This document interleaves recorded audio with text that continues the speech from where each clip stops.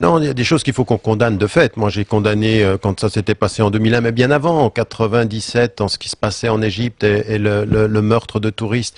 Tout ça, il faut le condamner. Maintenant, il faut qu'on se mette bien d'accord sur une chose. Il y a ce que l'on condamne dans les événements médiatiques, et puis il y a les mouvements historiques. Il y a les vrais mouvements historiques. Et donc, la condamnation, elle doit aller en même temps avec un appel à nos concitoyens de regarder à côté d'eux, de regarder leurs voisins, de regarder aussi quelque chose d'autre qui se construit à côté d'eux. Et notre expérience occidentale est aussi une chance parce qu'elle nous pousse à la réflexion critique. Donc je pense de ce point de vue-là que... il ne faut pas le condamner, monsieur Ramadan, il faut l'empêcher. C'est pas tout à fait la même chose. Non, il y a ceux qui peuvent, il y a ceux qui peuvent le condamner, et donc on le condamne. Moi, je pense que c'est toujours possible, malheureusement, dans ces pays où l'état de droit n'est pas toujours garanti. Et malheureusement, la confusion du spirituel et du temporel est un obstacle au règlement de certains... Non, ça n'a rien à voir. Je pense que ce qui est mais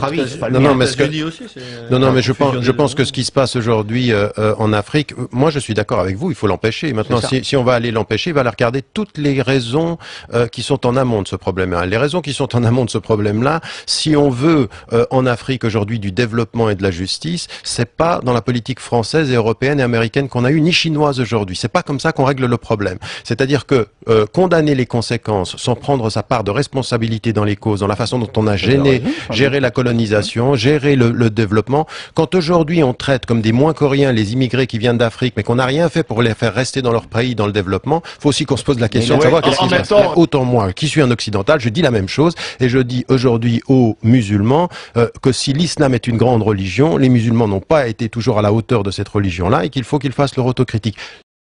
Mais moi, je vais plus loin que ça. Moi, je suis un agent, je dis toujours à la France, puisque vous me posiez cette question aussi, que je suis un agent de réconciliation. Mais la réconciliation, elle se fait sur beaucoup d'exigences. La première des exigences, c'est que ce que je dis à la France aujourd'hui, mais à toute l'Europe, mais aussi au monde musulman, soyez un peu à la hauteur de vos valeurs. C'est-à-dire d'arrêter de nous parler des droits humains, arrêter de nous parler des grandes valeurs de l'islam, et vous traitez les gens comme n'importe quoi.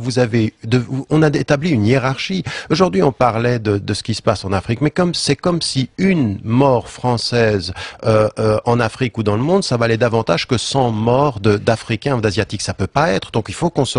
La réconciliation, elle se fait entre soi et soi d'abord, entre soi et ses valeurs. Et puis ensuite, elle se fait aussi dans le dialogue avec autrui.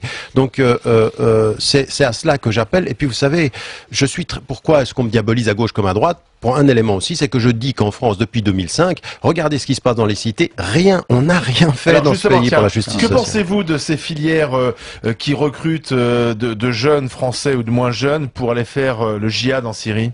Alors là, je reprendrai votre formule. Non seulement il faut le condamner, mais il faut stopper ça. Il faut l'empêcher. Il faut avoir une politique en amont où tous les partenaires doivent être ensemble. C'est-à-dire l'État, comme la police, mais également les leaders religieux doivent être impliqués pour que cesse cette espèce de perception, d'opposition à la France, d'opposition au système et d'aller soutenir les djihadistes en Syrie. C'est faux religieusement, c'est faux politiquement et c'est à condamner dans tous les sens du terme. Et en l'occurrence, il faut qu'on s'engage ensemble pour le stopper.